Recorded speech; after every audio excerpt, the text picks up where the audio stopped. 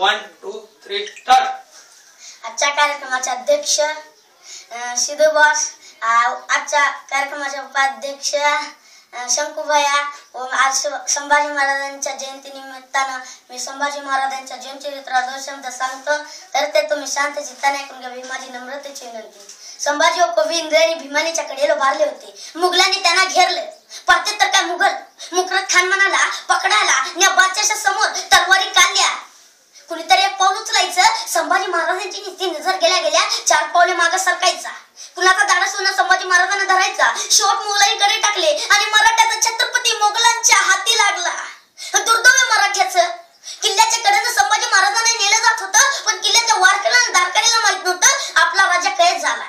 दूध पळत आला. हुजूर हुजूर बड़ी खुशी खबर है, संभा गिरफ्तार हो गया है. मुकरत खान ने संगमेश्वर में संभा को गिरफ्तार कर लिया है. औरंगजेब म्हणाला लाया जश्न शाना से के रात को हो जाए जश्न. संभाजी महाराजांना दरबारात आणलं गेलं.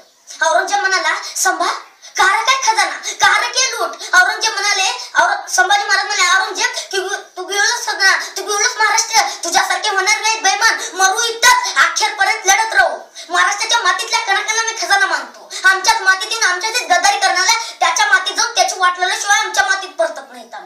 औरंगजेब म्हणाला जब 9 वर्ष का था तब हमें आगरा में मिला था. तब हमने इसको पूछा था अरे संभा तुम्हें हमारा डर नहीं लगता. तो संभा ने जवाब दिया हमें किसका डर नहीं लगता, पर हमारी वजह से सबको डर लगता है. सच कहा था काफर ने. हे अल्लाह इन मराठी अपने बच्चों को क्या खिलाते, क्यों पैदा नहीं होता ऐसा एक बिशक हमारे जमाने में.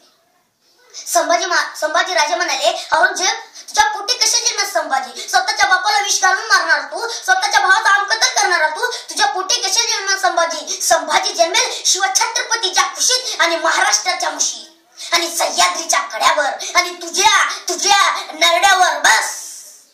औरंगजेब म्हणाला संभा तुम मुस्लिम होने को तैयार हो, हम तुम्हें माफ करते. संभाजी राजे म्हणाले तुझी पोरगी मला देत असलास तर मी मुसलमान व्हायला तयार होतो. औरंगजेबाची शेवटची मुलगी जनतून निसा, तिचं वय होतं 46 आणि जेव्हा संभाजी राजे पकडले गेले त्यांचं वय होतं 32. कोणत्याही शीतला पोरगा म्हणतो मी 50 शीतल्या बाईसोबत लग्न केलं. औरंगजेब कडाला म्हणाला या अल्लाची दुआ मागण्यासाठी स्वतःचं सिंहासन त्यागून काय गुडघे टेकून त्या नमाजाच्या रुखात बसला. संभाजी राजा म्हणाले कवी आहात आपण, सुचते का यावर एखादी कविता. कवीजी म्हणाले का माणूस मृत्यूच्या पोटात त्याला भीती ना भय नाही. कवीजी म्हणाले सुचते ना राजन. हो राजन तुम हो सांचे तुम लढे बहुत जंग देख तुम्हारा तेज तखत औरंग. का राजे का लढला तुम्ही जंग. काय तुमचा शौर्य, काय तुमचा तेज, काय तुमचा धाडस. तुमचा शौर्य तेज धाडस बघून औरंगजेब स्वतःचं सिंहासन त्यागून तुमच्या पुढून गुडघे टेकून बसलाय. औरंगजेब कडाला म्हणाला आतापासून हातीच्या बंद गोडासवर केले असेल, आता त्याला उंठाला बांधा. आतापासून राजमुकुट मिळाला असेल, आता त्याला घुंगरासेल टोपी बांधा. आतापासून राजलंकार घातले असतील, आता त्याला काटे साखर दंड बाळा आणि निघाले दिंड वाजत गाजत. कुठून तरी दगडाचा थाप छातीवर आदळायचा. रेबर रक्ताची निघायची. कुणीतरी यायचं थुकायचं, कुणीतरी यायचं शिव्या द्यायचं, कुणीतरी यायचं उंटाची शेपटे पिघळायचा. उंट थ्या नाचायचा. काठी साखर दंड जागी टचायची.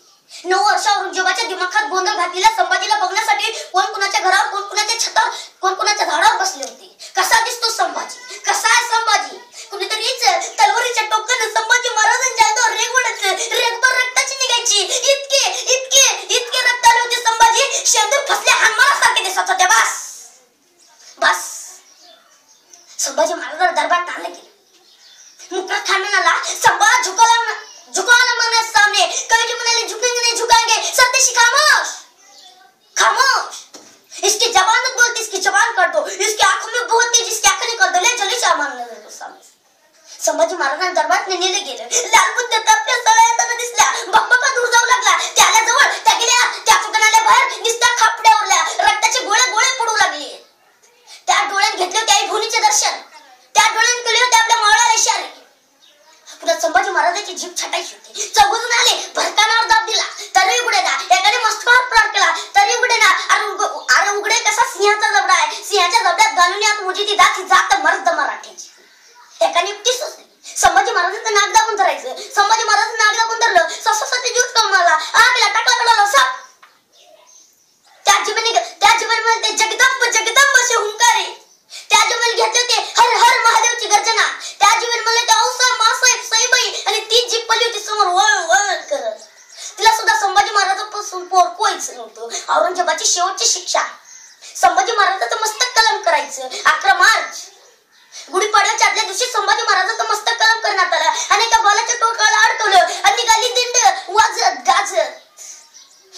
इंद्राने भीमाच्या कडेला आलं, त्यात तिथल्या रेतीत रुळलं, त्यातला सख्या इंद्राने भीमाने विपरला, इंद्राने भीमाने थरारली, तीही आज रडतच सांगते, खरा सर्जावून गेला माझा संभाजी राजा, अखेरपर्यंत लढत राहिला. औरंगजेब सुद्धा शेवटपर्यंत म्हणत राहिला, ए अल्लाह होंगे कामयाब, त्या खाली हात लोटना पडेगा दिल्ली. औरंगजेबाच्या नशिबातच नव्हतं वापस दिलेला जायचं. संभाजी महाराजांच्या एका रक्ताचे तेव्हातून लाखो संभाजी जन्माला ये. संताजी धनाजी सारखे 14 वर्षे हिंदवी स्वराज्य चालून औरंगजेबाची तच कबर बनवलेली मग शांत झाला. संभाजी शिवाजी महाराजांनी दाखविलं कसं जगायचं आणि संभाजी महाराजांनी दाखविलं कसं मरायचं. एवढं बोलतो. जय हिंद, जय महाराज.